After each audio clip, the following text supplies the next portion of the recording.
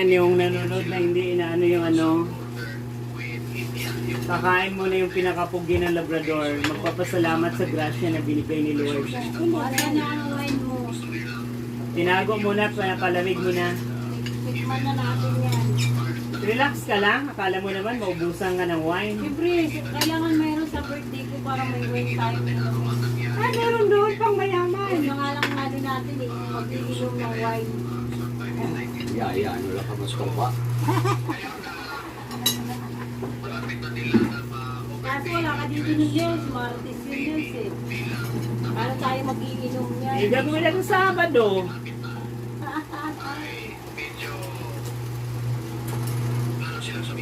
Sino ko lang.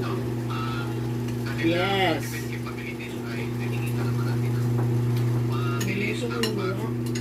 Ano? Baka yung mag-meeting-meeting, wala naman nangyayari.